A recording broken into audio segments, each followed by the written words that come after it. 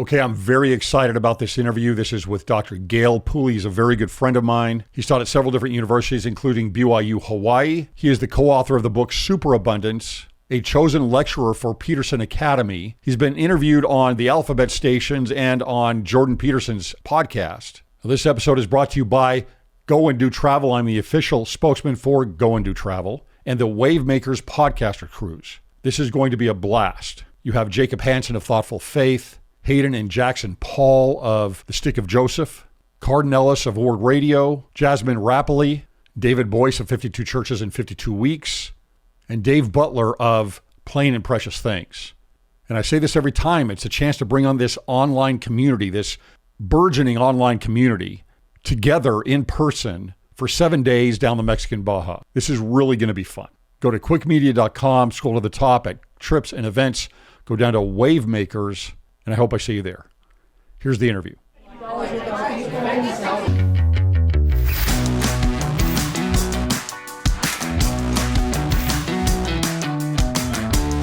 Can you walk us through the Julian Simon, Paul Ehrlich bet? What made this more than a wager, and why is it historically significant? Well, the bet actually came out of Ehrlich wrote this book in 1968 called The Population Bomb, and it was this international bestseller, and it made all these predictions about how the world was going to collapse because there were too many people. And this obscure economist, Julian Simon, read Ehrlich's book initially and thought, well, the logic sounds reasonable, but maybe what I should do is go back and look at the prices of these non-renewable resources. And so he begins this research project, and he goes back and he starts looking at wherever he could find the prices of any of these metals. For example, copper was a key metal. He would try to go track the prices, and he would make adjustments for inflation. And what he discovered in the data was that as population increases, these prices would go down. It's like, well, that's contrary to Malthus and contrary to Ehrlich's arguments. So he puts his data together and he publishes this article in the journal Science. It's the leading kind of journal in the U.S. for scientists. And when Ehrlich reads this article, he goes ballistic, and it got very personal. This contention between the two, and finally Ehrlich threw up his hands and says, "Hey, Paul, why don't we just bet?" And one of the beauties of being an academic is you can say all kinds of things, but you never really are accountable for it. You never really have to be accountable for it. And so it was interesting. It was genius that Simon put Ehrlich on the table with money, and said, "Okay, well," and he made him this offer. He says, "You pick any metal and any non-renewable resource, and it's got to be longer than a year, and I'll bet you that it's going to be, the price is going to go down, adjusted for inflation." So Ehrlich jumps at this bet. He made some comments about I love to take money from fools, basically. So he picked 5 metals: copper, chromium, nickel, tin, and tungsten, and they put $1,000 on the table. It was basically $200 futures contract on these 5 metals, and it began in 1980. And Ehrlich picked the time period. He says, "Well, I'll bet you for 10 years." So over the course of the 1980s, everybody kind of becomes aware of this bet, and they're watching the prices. Well, on in early October of 1990, Simon goes out of his mailbox, and here's an envelope with no return address, and inside the envelope is a check for $576. And I can show you the check there if you want to display that slide. Here's this check, and the inflation-adjusted prices had fallen by 36% over this 10-year period. And so here's the deal. Also, you have to remember is that period, the 1980s, we recorded the highest growth in human population ever. 850 million people were added to the planet. That was a 19% increase in population. So how could you have a 19% growth in population but these 5 metals, their price had fallen by 36%. How, that wasn't supposed to happen. In fact, the opposite was supposed to happen. So this, I tell people, I think this is one of the most important checks ever written in economics, because it really demonstrated that, look, there's something else going on here. This relationship, this fundamental relationship between population and resources, what is it? Malthus, he said, well, population goes up geometric, but food can only grow arithmetic. Basically, food grows at a linear rate, but population grows at this exponential rate, and we're going to end up with this collapse of civilization. He wrote this book in 1798 about this prediction that he made, this theoretical prediction that he made. And Ehrlich picks up the argument, same argument, too many people, we're going to run out. But both of them, both Malthus and Ehrlich, failed to go back and look at the historical record. What's the empirical evidence tell us when we look at that? These prices. Economists, quantities are really interesting, but prices are much more valuable because they contain more information.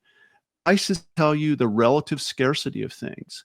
When a price goes up, it says, wow, we must be, for whatever reason, we don't have as much of it. If prices go down, it suggests that you're having this increase in abundance somehow. And what explains that difference?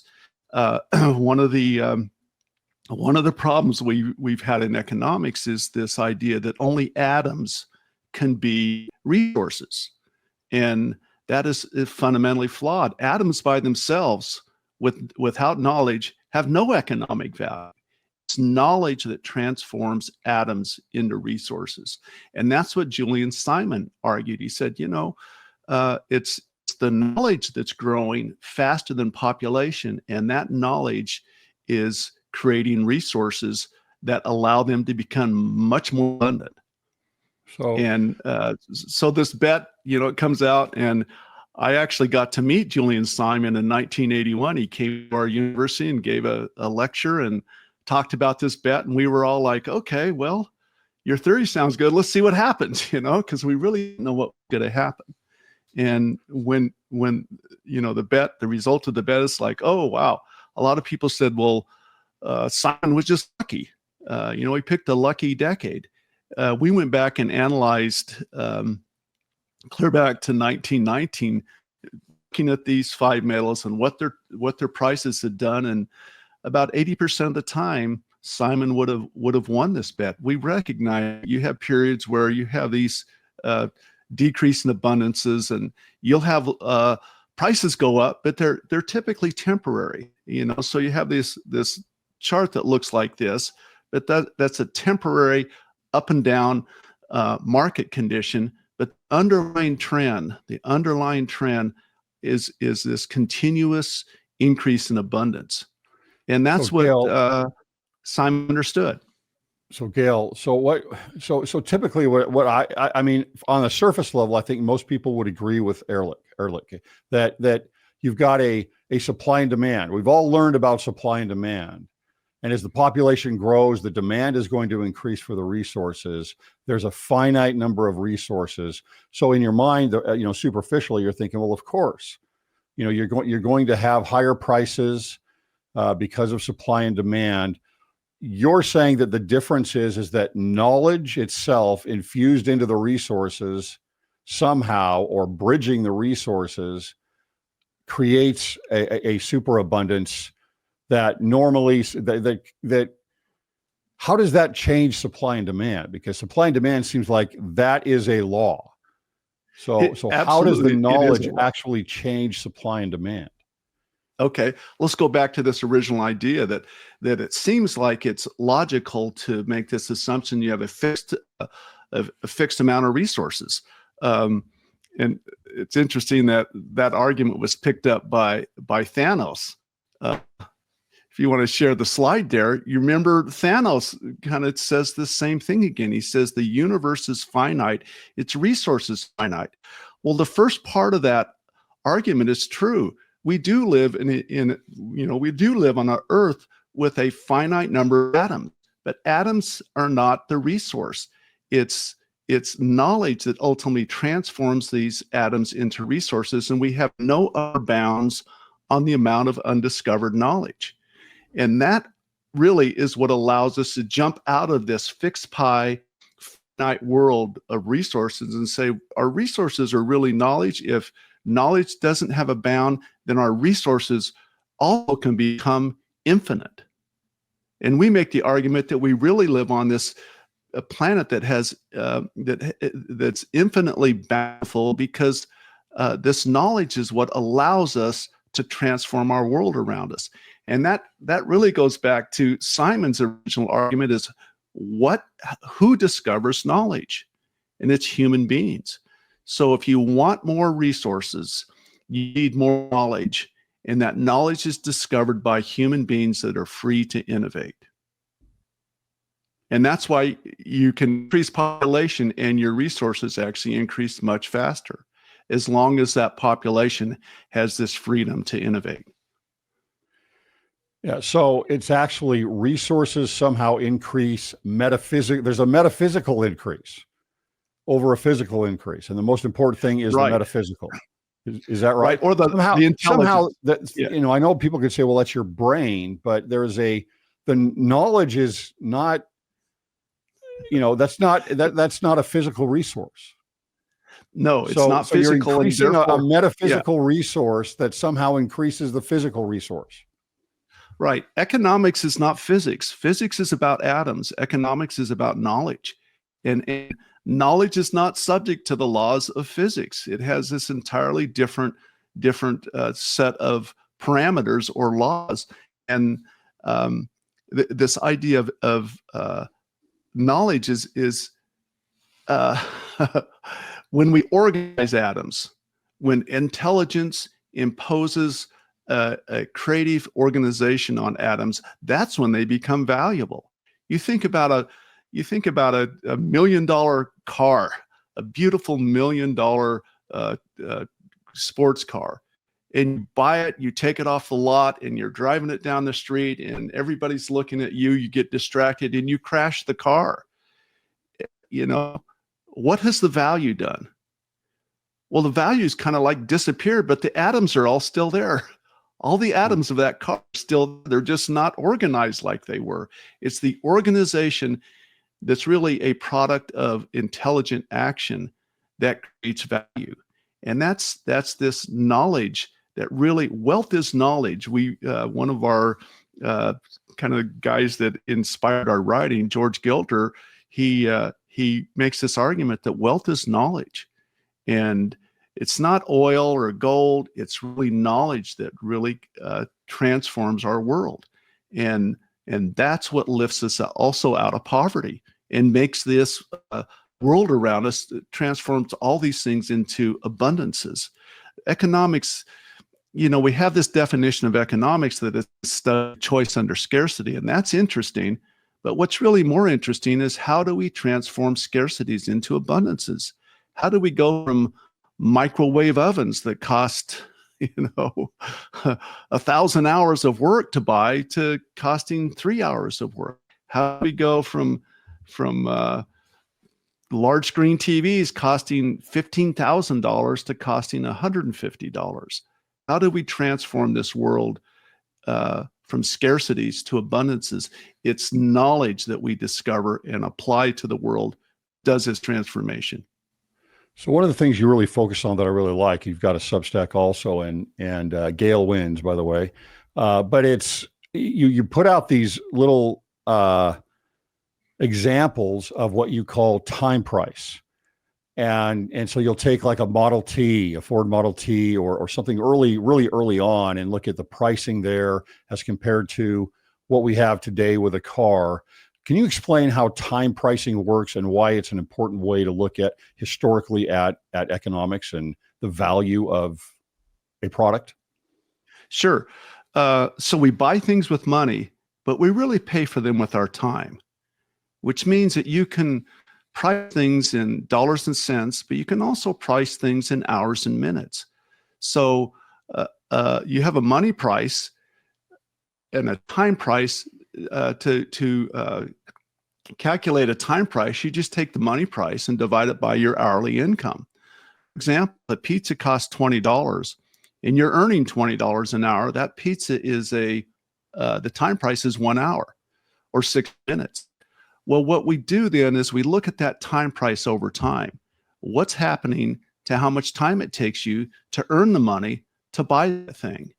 And when you have new knowledge that's discovered, it shows up in lower prices and higher hourly incomes. Now, inflation kind of enters the equation and we get distracted by inflation. But generally, what we observe is that people's incomes increase faster than prices. Now, what this also tells us is that this time is this ultimate currency that we have as human beings. We wake up in the morning, each of us get 24 hours. And what do we get to do that 24 hours? Well, a measure or an index of your standard of living is, does it take you more or less time today to earn the money to be able to buy something that you're interested in? And so when we did our study, we actually, we're real interested in this bet. And when the Infinity War movie came out in 2018, and Thanos makes this remark, it was like, here we go. It's Ehrlich again. And so we thought, well, we should look at this bet again to see who would win the bet. And we went back and looked at, we said, what was the major criticism of the bet? And there were two criticisms. One, it only covered 5 items and it was only for 10 years. So a lot of people said, well, Simon, you were just lucky. So what we did, we expanded that and we looked at 50 different items. We said, well, let's look at these. So there's a slide for you of the items that we looked at. And we said, let's look at all these items. We looked at energy. So we looked at oil prices, natural gas prices. We looked at food. We looked at, including barley and wheat and corn and meat. We looked at materials like wood and cotton. We then also looked at metals, all these original metals. So we had this data set of 50 items, and we went back to 1980, forward to, it was at the time it was 2018, and we looked at their time prices. And what we discovered is that on the average, these time prices had fallen by almost 70% over this period. Mm-hmm. So we kind of reconfirmed that what Simon said about population and resources was once again empirically confirmed, that how could you have this abundance increase at the same time population increased? And it led to this idea of what we call superabundance, where population, where resources are becoming abundant at a faster rate than population. So if population grows 5%, your resource abundance is growing at 10%. In other words, you get 10% more for the same amount of time. And that goes back to time prices. Now, when you're dealing with these economic prices, we typically think in inflation or the consumer price index or the CPI. Yes, that was my next question. Yeah, the problem with the CPI is the CPI tells you how expensive things have gotten, doesn't tell you if they've gotten more or less affordable. And that's really the issue. If prices go up by 10%, but your hourly income goes up by 20%, these things are actually more affordable to you because it now takes you less time to earn the money. Even though the money price is higher, the time price is lower. So it's key to think in time. One of our arguments is we think that people need to move from thinking in atoms to thinking in knowledge. And we also say that people need to move from thinking in money to thinking in time. And if we move to thinking in money and thinking in time and knowledge, it gives us a totally different perspective on our standard of living. So, Gale, so then more people obviously means more demand, right? There's more demand, especially if you're looking at staples, food, different things. But you're saying that the supply for this, the more people there are, the more demand there is, but the more people there are, the more knowledge there is. And the knowledge outgrows the demand. Is that correct? Right. Yeah. Back to your question about supply and demand. That's these laws of supply and demand. And what our research says is, what we're not trying to say there's a new law. We're saying, take a look at the supply curve. What is moving that supply curve out to the right? What is increasing supply?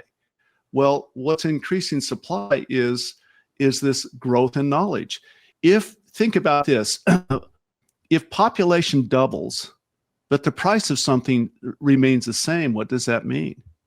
Well, the demand curve moves out, but it says the supply curve is moving out at the same rate, and that keeps the prices at the same level. So in our analysis, what we argue is, if you see a population increase and prices don't increase, that's an indication that you're having this increase in abundance. People are discovering new knowledge that allows them to create this product, continue to create this product with greater and greater supply. I mean, think about this guy. What's happening here? And the other aspect of knowledge economics, there's economics about the physical world of atoms, and we count those atoms and we think about atoms. The economics of knowledge says, when you discover new knowledge, I can share that with another person and I don't lose it. If I make a Snickers bar and I share it with you, I've lost half of my, I lose the Snickers bar, that those physical atoms move to you. But if I come up with this new idea, this new thought, and I share it with you, I haven't lost it. If I come up with a new song, for example, and I share it with you, I haven't lost it. And the other thing that we think of, so knowledge has this characteristic that we say it's non-rivalrous. You and I can consume it at the same time.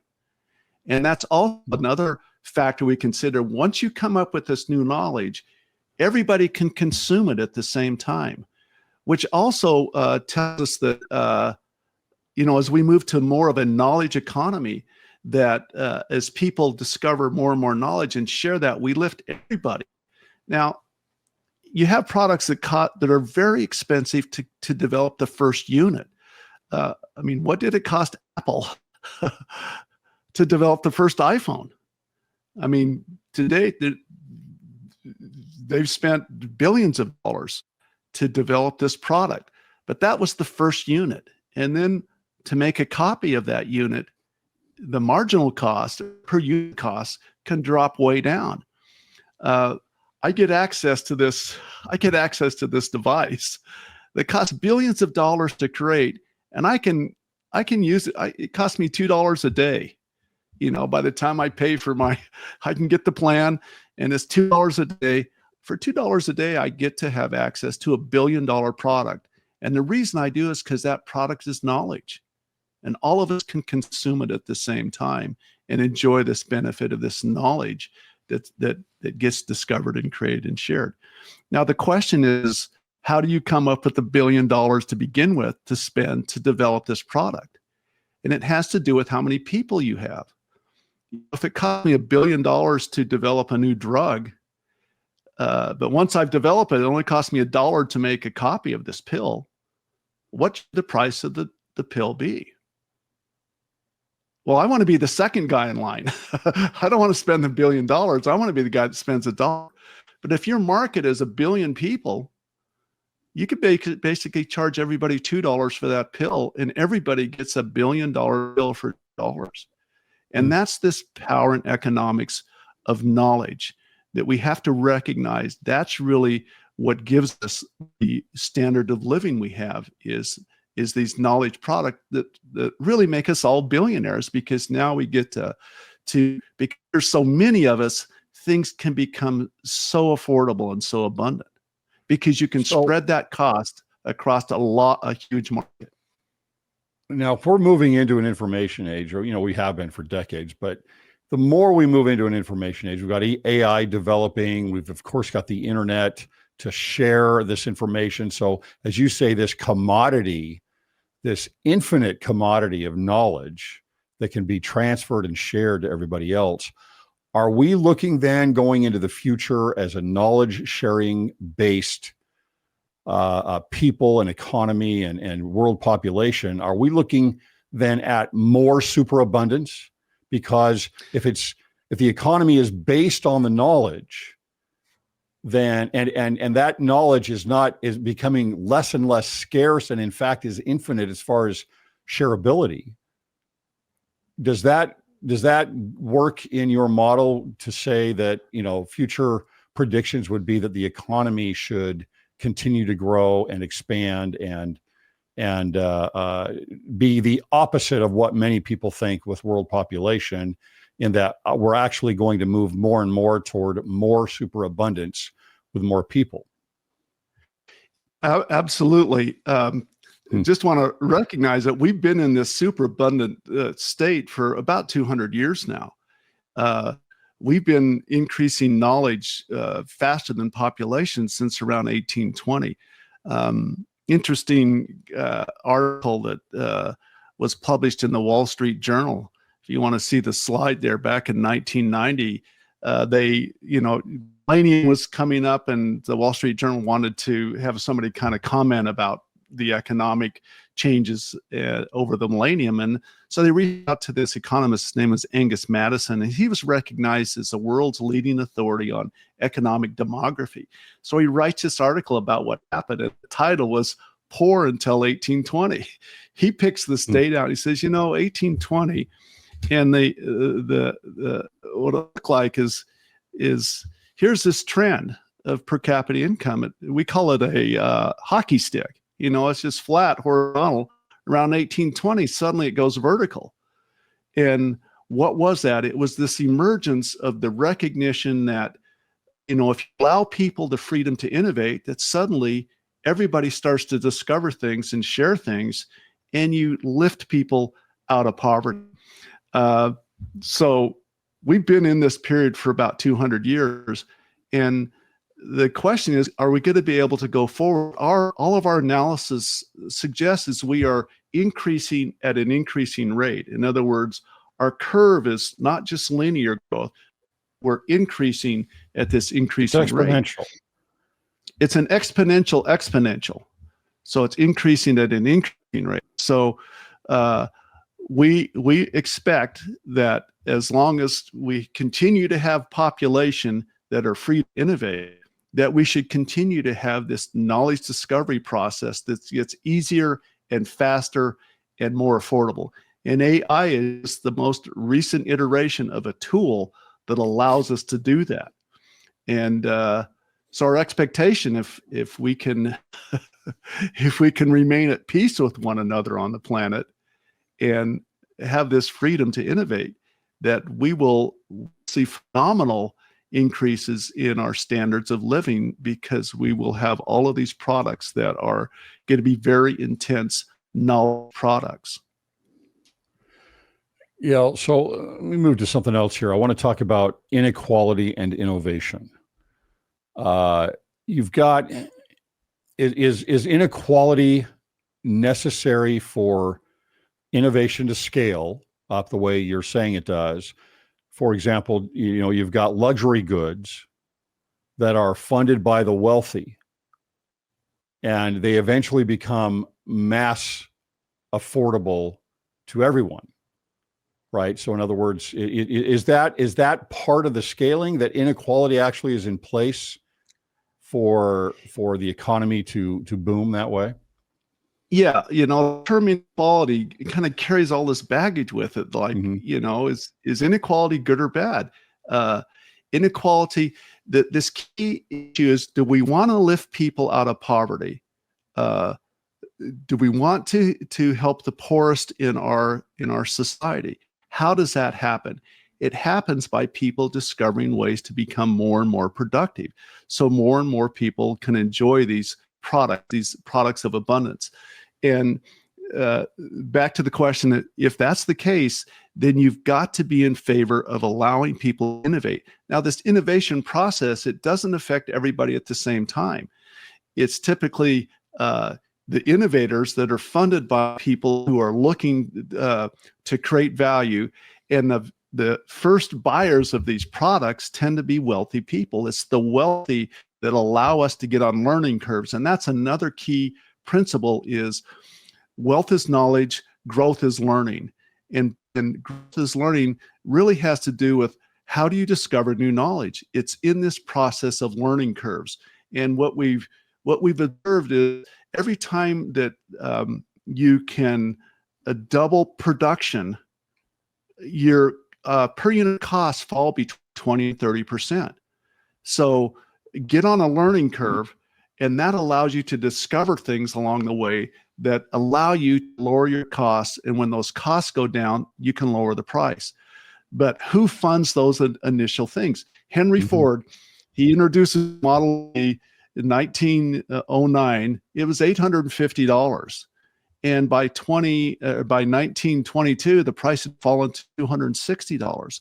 Well, it was the wealthy that bought the product to begin with, but that really allowed him to get on these learning curves, because the more you make, the more you learn. The more you learn, the lower the cost. The lower the cost, the lower the price. The lower the price, the more you can sell.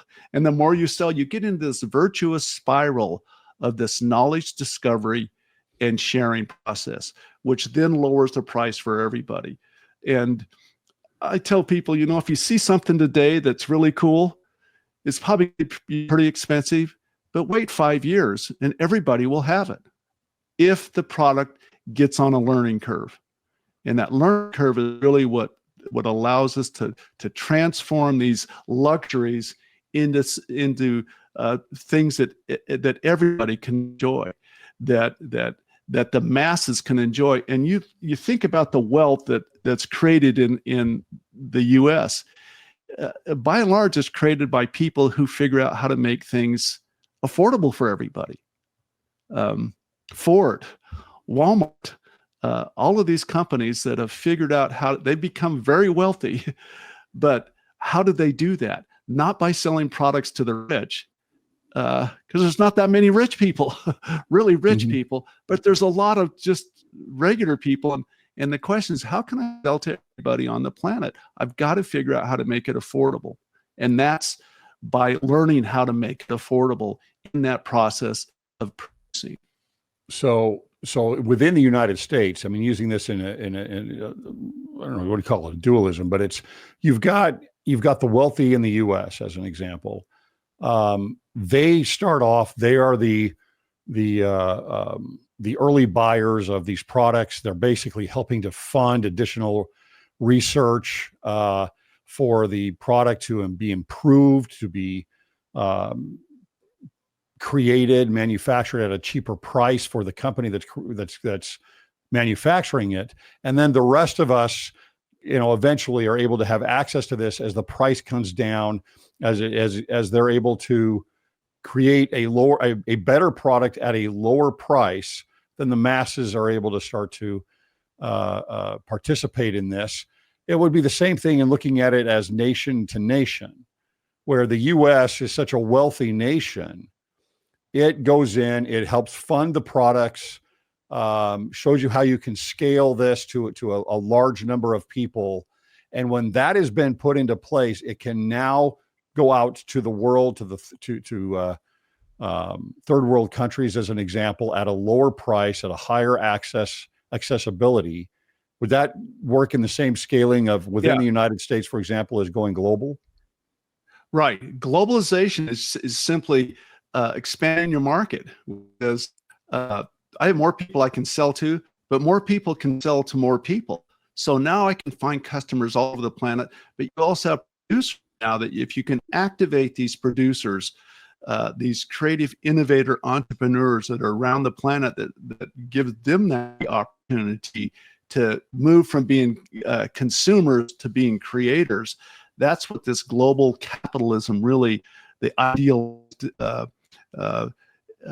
vision of a global capitalist society. It's really a global innovation society, a society that really everybody's on learning curves, discovering knowledge, and then it ultimately gets shared in an economy in these new products, prices, and varieties of products. So we think about the United States, we think about little pockets in the United States, Silicon Valley, for example. It's a really intense, innovative place. But, what that really is, it's a place, but it's attracted people from all the planet that come to this place, because that's where you can accelerate your innovation visions. You think of Elon Musk, and here's a guy born in South Africa, goes to Canada, he ends up in California, he moves to Texas. What is he pursuing? He's pursuing a place that allows him to manifest his vision in the world with his entrepreneurial creativity. And look at his companies, and what he does is he gets on these learning curves and he tries to make as many as he can as fast as he can, because he recognizes every time I make one of these things, I'm going to learn something. You look at the Tesla learning curve, and it's just like this in terms of the units he produces. You look at the satellites, it's like this. You look at the Starlink device, it's like this. And, so he really understands fundamentally that I'm on this pursuit to learn as much as fast as I can. And that allows me to create these markets and capture these markets, because I am the guy that can sell it at the lowest possible price. He dropped the price of putting a pound into orbit. He's dropped that by 90% in the last 10 years. And he says, my goal is to drop it another 90%. So I go from something that cost $1 or $100 down to $1. Well, that creates a totally different environment now for, wow, this creates a totally different environment. Now, he's got lots of other interesting things, but he really understands the economics of knowledge and how it creates value and wealth for the planet. Now, knowledge then being shared is a great thing for the economy. It's great for the poor, the poverty, but there's another type of knowledge that gets shared out there. And in fact, it is the dominating narrative out there, and that is scarcity. And that there is a carbon footprint that you need to look for and be worried about. There is the scarcity of food and medicine and everything else, right? The more people we have, you've got, for example, the younger generations have really been hit with this even harder. And so there's the thought of, well, if I bring more people into the world, as an example, I'm doing the world a disservice, right? Because to bring a new person into the world, and they're, whether it's a climate concern that you have or a resources concern that you might have, why are we still in a position? The majority, I would say, of the world, of the educated world, is still in a position of a very Malthusian type of perspective on supply and demand. Well, selling fear is very profitable. It's very profitable. Human beings, by kind of our nature, we have survived when we're afraid. And so to be able to capitalize on that fear in human beings, grab their attention with something that's frightening, and then be able to hold that attention and then sell them advertising, is the model of media. And it's the model of much of academia that, unless we let someone else be in charge, unless you let me be in charge, we're going to have this total collapse. There's really always a power element tied to this prediction of collapse. And as you dig deeper into that, you realize, this is about power. It's not about lifting people out of poverty. You go back to climate. If you look at climate-related deaths that are due to climate, they've dropped by over 99% in the last 100 years. People have no idea how risky the planet used to be, and how expensive things used to be. And so I think part of it is educating people, having them look over time. If you just look around today and you think, wow, there's lots of problems, what you don't really see is that we've overcome so many problems. We live in Phoenix and in St. George, Utah, and I'm sitting here and it's, 72 degrees on my thermometer. I can just punch a little button, turn lights on, turn air conditioning on. We transform these deserts into these places that are very habitable. Human beings are very adaptable. They can adapt to, do we have climate that temperatures that move up and down? Yeah, we do. But look at the range of temperatures human beings can thrive in. I can thrive in Rexburg, Idaho, which gets to 20 below, and I can thrive in Phoenix that gets to 120. How is that possible? It's because we've discovered knowledge that allows us to adapt to these conditions.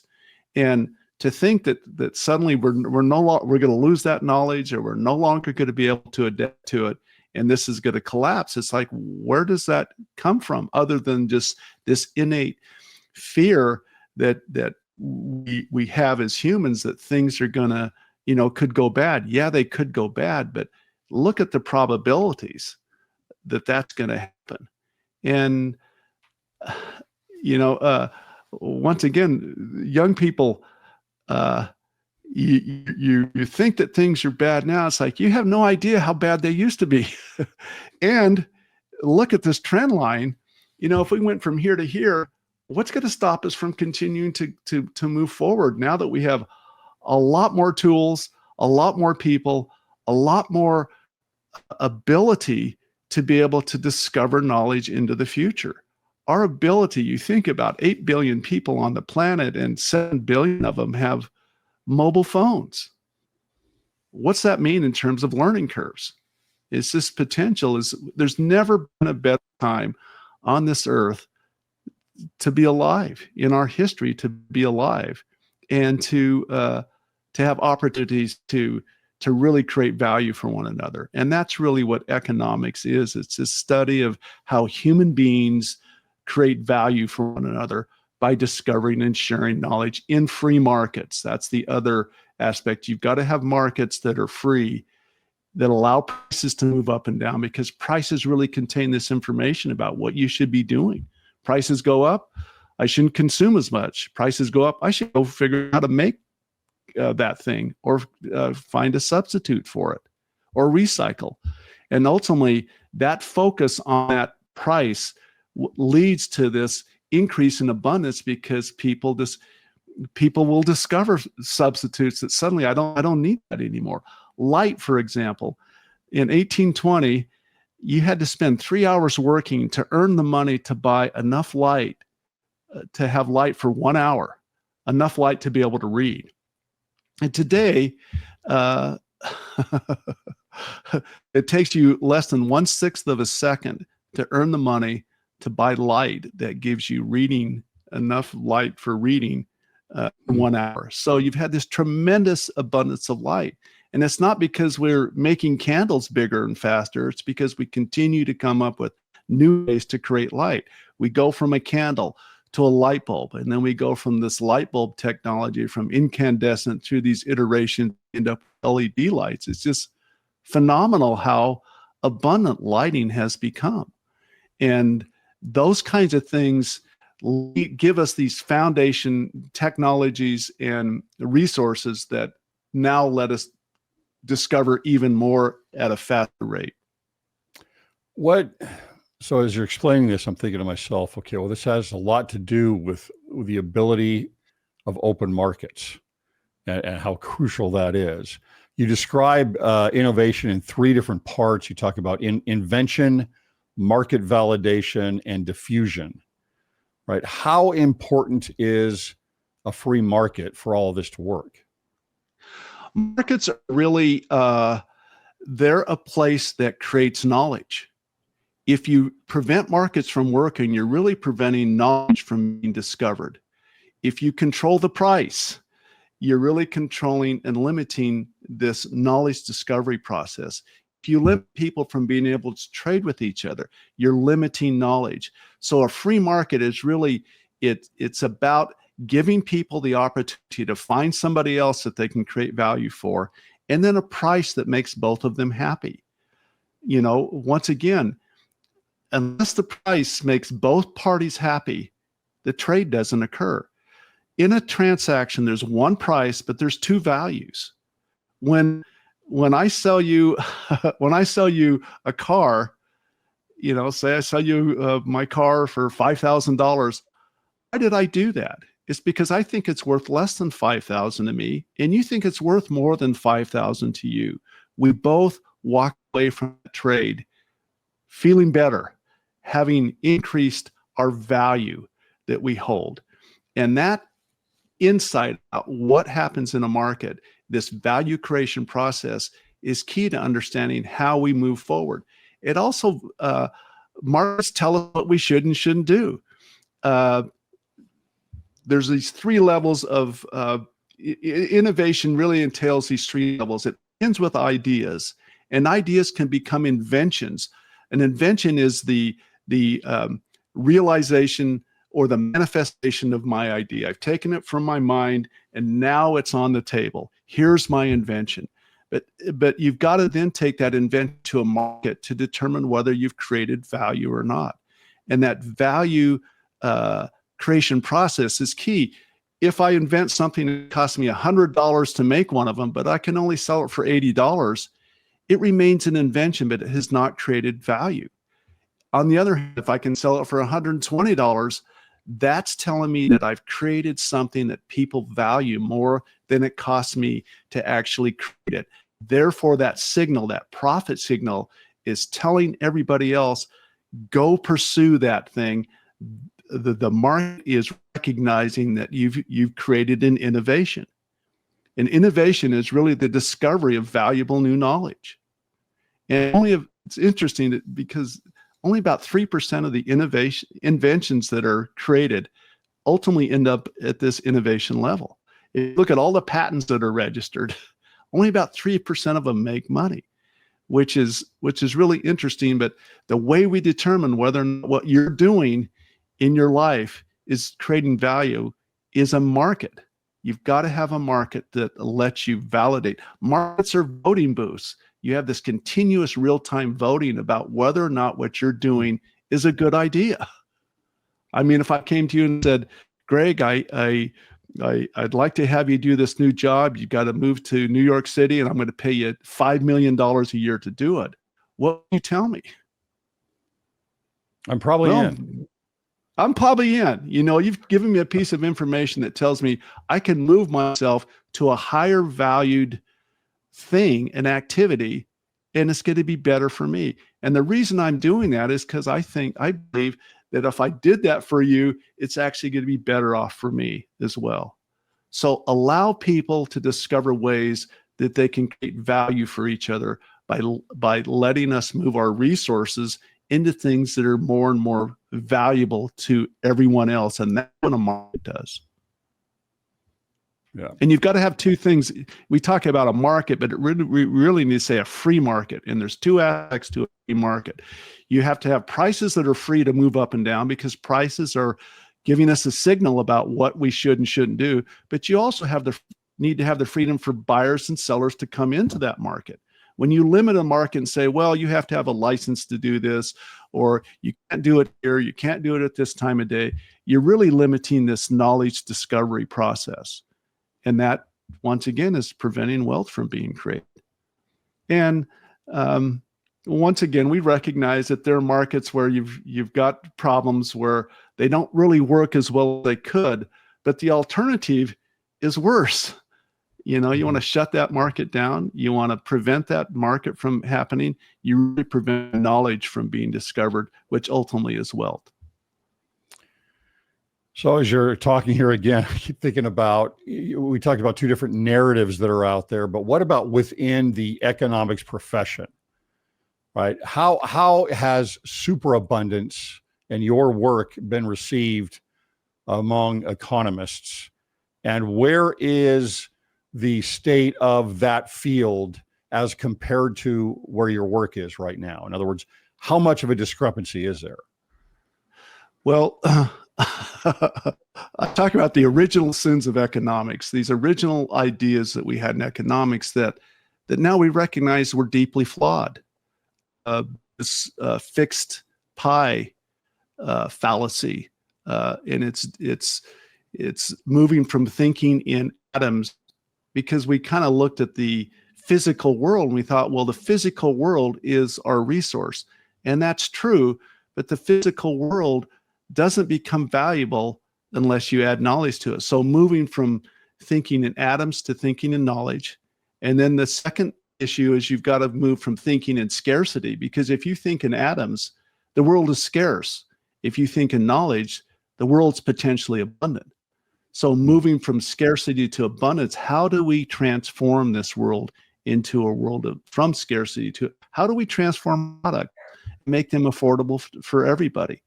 And then the third issue is we, in economics, we measure things in money. And now we realize that money is not a good measuring stick because it can be inflated. It can be counterfeited. Time, on the other hand, doesn't have those problems. So think in time. So the economics profession, we're going through this process of trying to recognize this one abundance creation process. How does it occur? And then it's how do we measure it? How do we measure it? And then the other aspect is we've really had these ideas, but they've just been kind of in the background for a couple hundred years. Adam Smith, kind of the father of modern economics, he talked about time prices.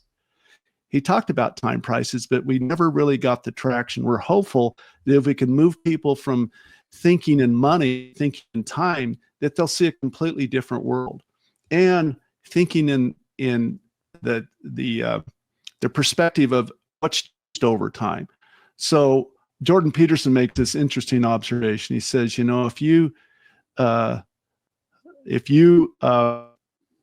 compare yourself to who other people are today, you're going to be miserable. But if you compare yourself to who you were yesterday, your life you're going to feel much better about yourself, essentially. I think it's his fourth rule in his book, 12 Rules. Don't compare yourself to other people today, compare to who you were yesterday. And what he's trying to say is, look, if you go back in time and look at your parents and your grandparents, what kind of standard of living and life that they had, you're going to realize you can be nothing but profoundly grateful. If you compare yourself to other people today, you don't have to go very far to feel like you're a loser, because there's other people that are wealthier and better looking and so forth and so on. That comparison to other people in that respect kind of leads you to envy versus comparing yourself over time. Look at your life compared to your parents and grandparents, and you realize, wow, not only did they have a lower standard of living, but they made sacrifices for us, investments for us that give us a much higher standard of living that they had. So what's the equity in that? We're about 50 times richer than people were 100 years ago. 50 times richer. So it's like, if you want to talk about inequality, talk about inequality over time. And it's drastic. And that's why I make the argument that you should compare people, not your income inequality, your time inequality. What do you get to do today with your 24 hours versus everybody else on the planet? And that has been compressed just dramatically because of this abundance that we've created. That's led all the people at the bottom, where they no longer have to spend 8 hours a day just to earn the money to feed themselves that day. They can spend an hour less a day now earning the money to buy the food that they need to sustain their life. So now they have 7 extra hours. Right. To be creators. Yeah. To be creators if they want to. What do you think that your work challenges the ideological underpinnings of modern environmentalism? Yeah, absolutely. Because environmentalism, I mean, there's lots of different aspects of it, but the environmental movement is once again stuck in this fixed pie fallacy, that we just have this fixed amount of resources that if you add more people, that everybody's slices get smaller, and therefore we've got to stop population because it'll run out of things. And the evidence is no, that's the opposite is true. I know it sounds obvious that that's the case, but your fundamental assumption about what a resource is, that's where the flaw is. That's where the defect is, your assumption. It's not this fixed pie. I like to ask my students, do a little quiz, how many keys are on a piano? And my students that know music will say, well, there's 88 keys. And then the question is, well, how many songs are in a piano? And if you ask Thanos that question, he would say, well, you got 88 keys, you must have 88 songs. It's like, that seems silly because recognize that the piano actually itself has no songs. Those songs exist in the minds of human beings.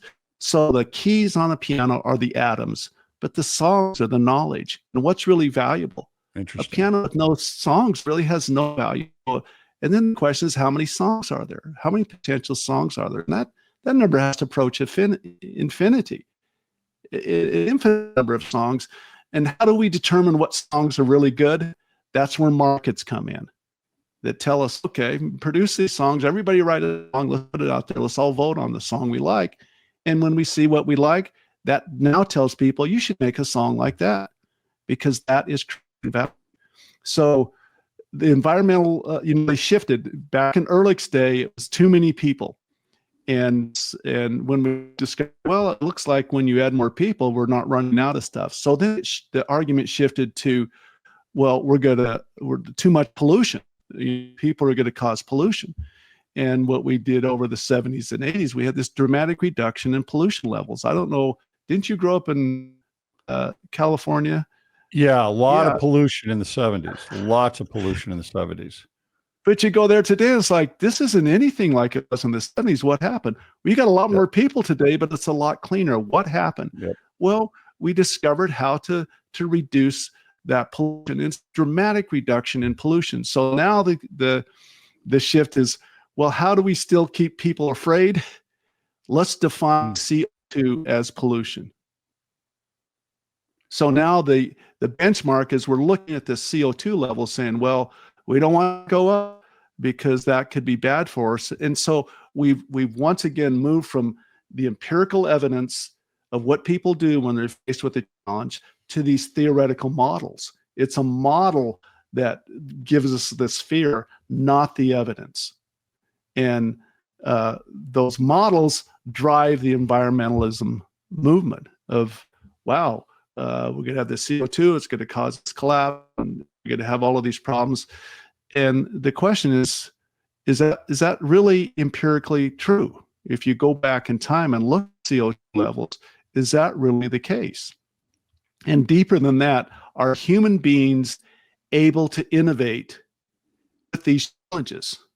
Yeah, if the planet gets warmer, is that good or bad?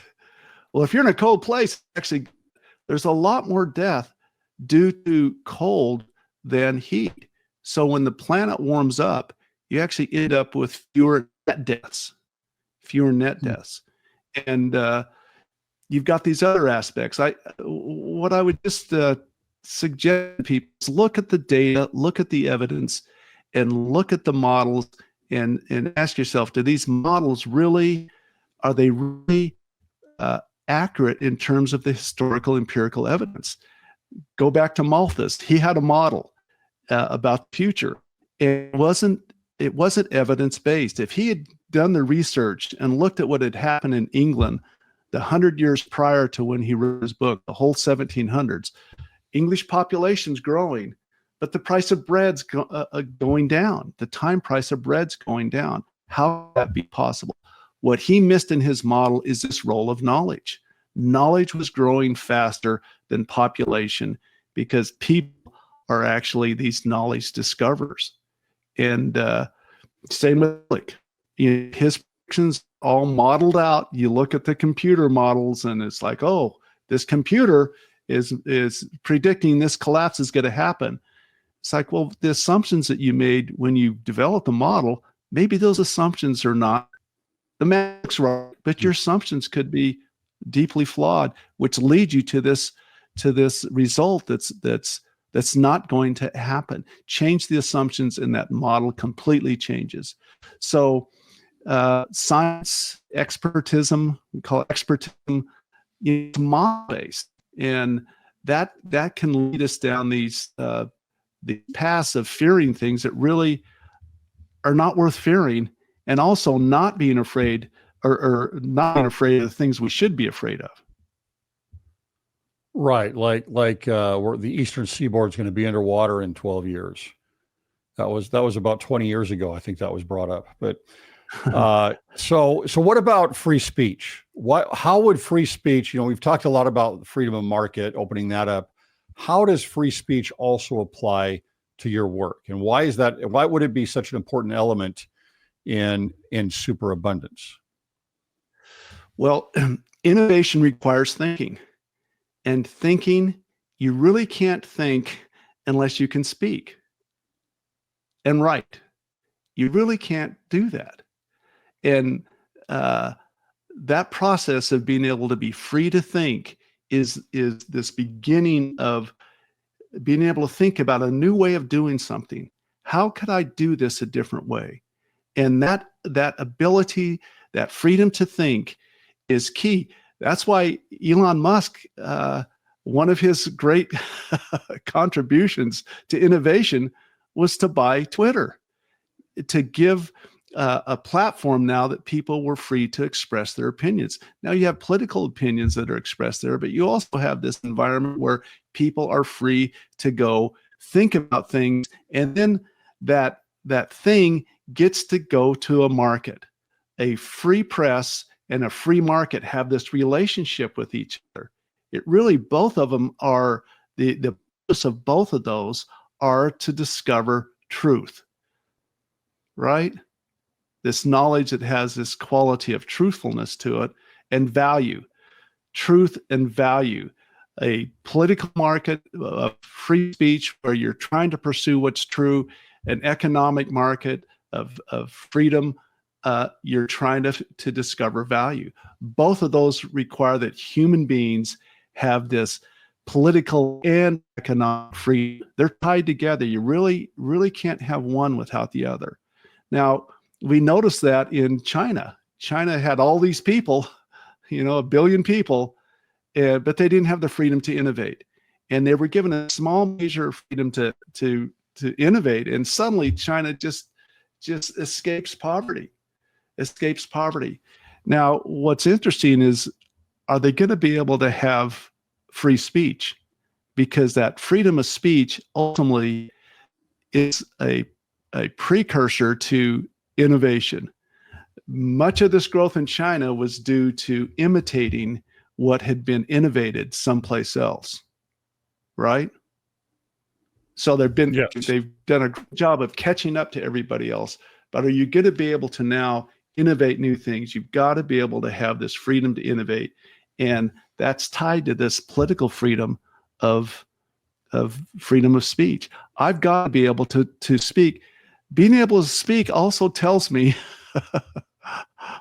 if what I'm thinking is actually valuable or not. Because when you and I talk to each other, it's like, well, I said something that actually doesn't make sense. Or you tell me it doesn't make sense. And I go, okay, well, let me go back.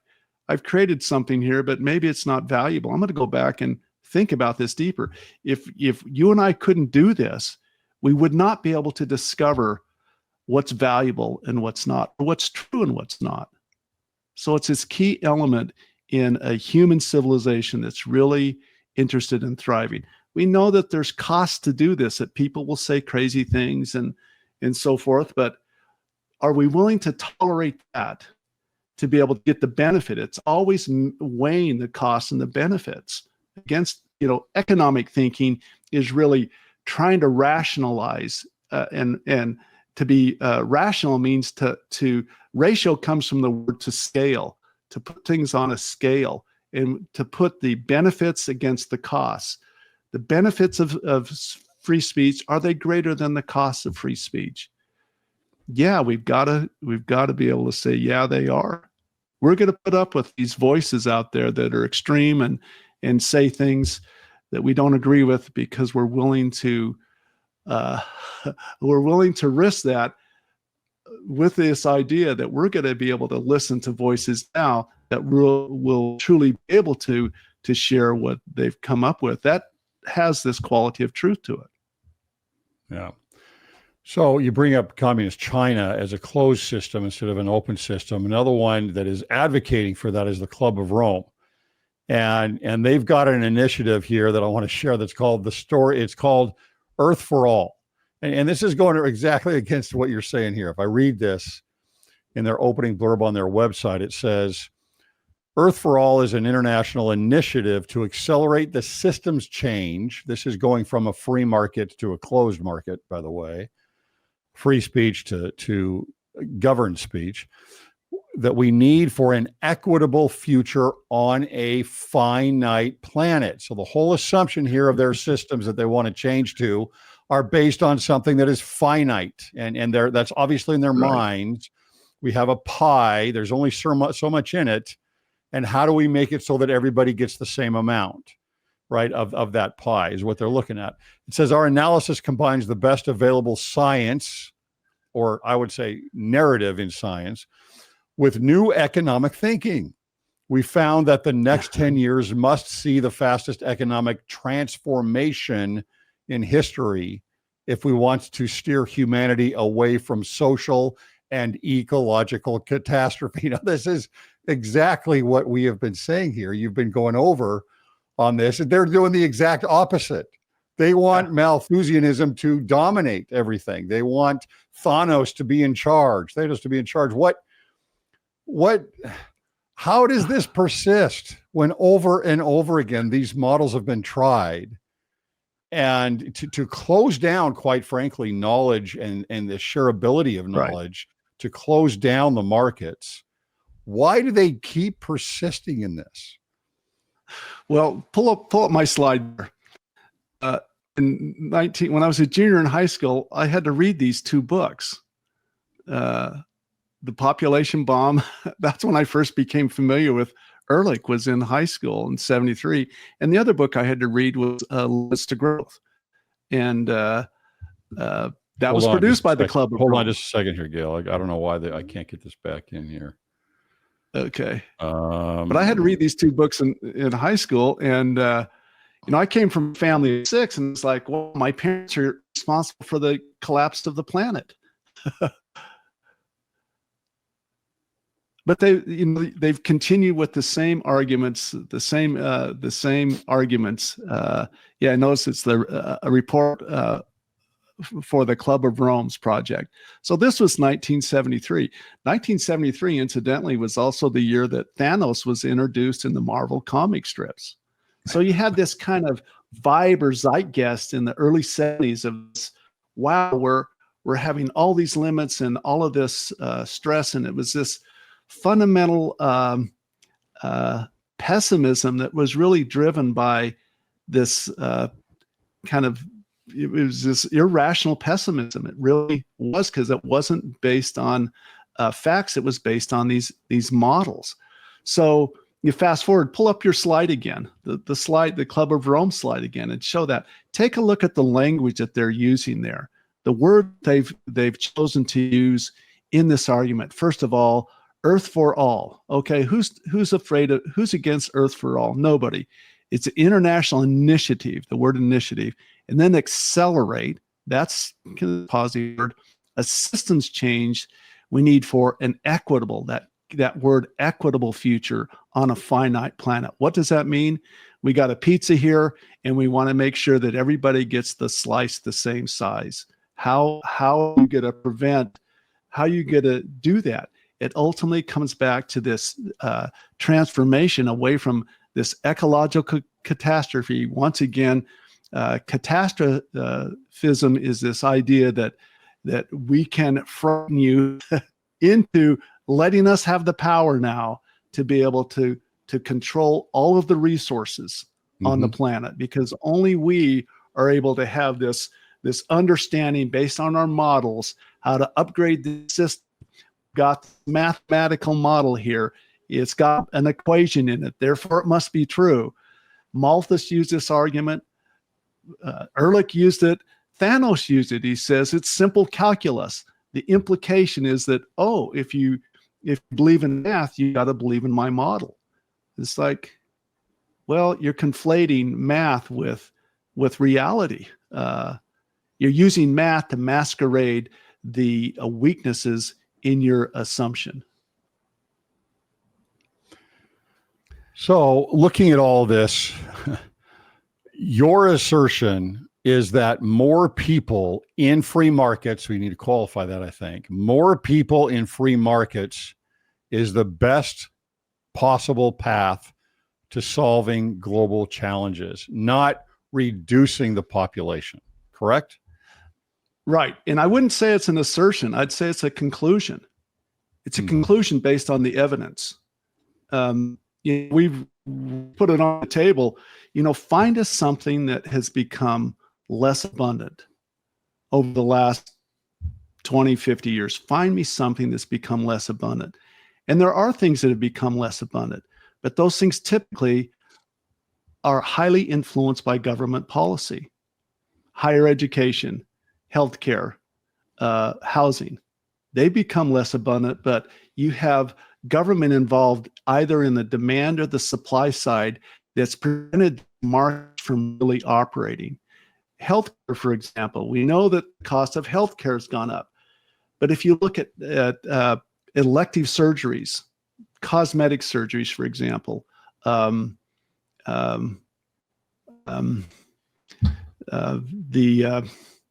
implants, the tooth implant business, those prices have all gone down.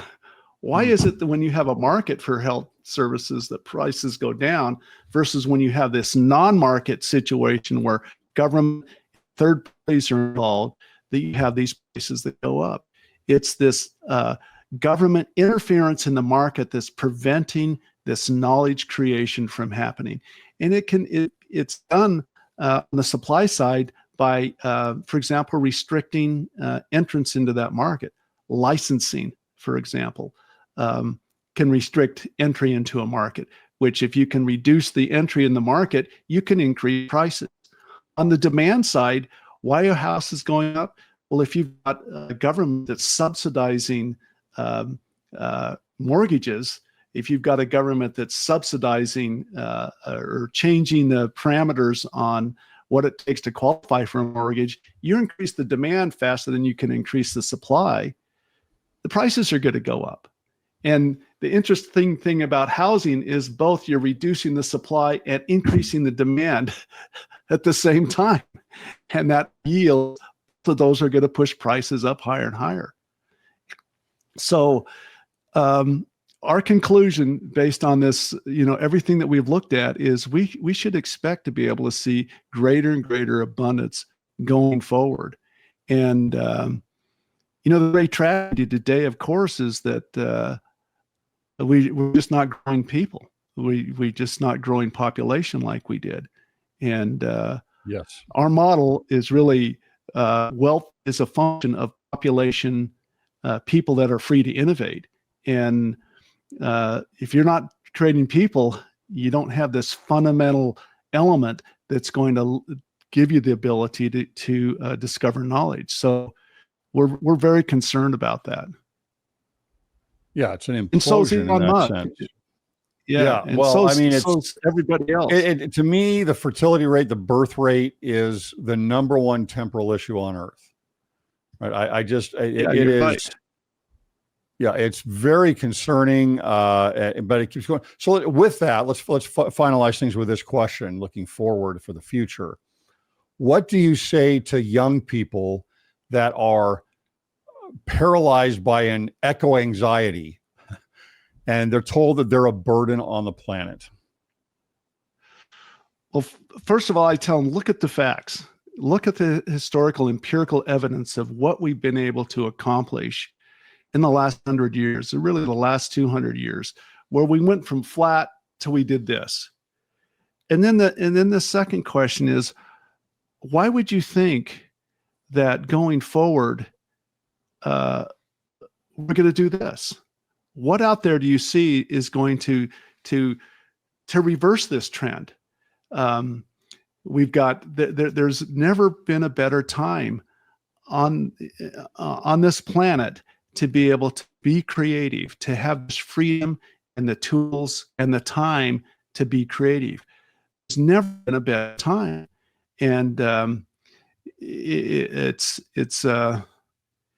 if you think you're a victim, or there's too many people, or there's not enough resources, that's just factually wrong. So look at the facts and then ask yourself, going forward, there's never been a better time to create more life on the planet. And that's really also what's going to give you the greatest kind of happiness in your life, is to create life. And so your life is going to be better than your parents' life, and much better than your grandparents' life, and your children's life and their children's life is also going to be much better if you can think in abundance, not scarcity. And if you can think in knowledge and not atoms, and if you can think in time and not money, you'll be able to see your way forward with this perspective. Well, it's fascinating. This touches on so many different things, and honestly, you can also take this to a spiritual realm and look at things with these same principles and apply them to spiritual principles as well. You've written an article recently for us at our Substack at Alive and Intelligent, which is very interesting, goes over these principles. And of course, I can put this up here, you've got your book here, Superabundance, written with Marion L. Tupy, by Gale L. Pooley as well. Fascinating read. I'm going to put this link in the description box so that everybody can go grab this book. It's one of the books I keep on my shelf here. So Gale, really appreciate your time. Very interesting. We'd love to have you back sometime. Okay. Thanks, Greg.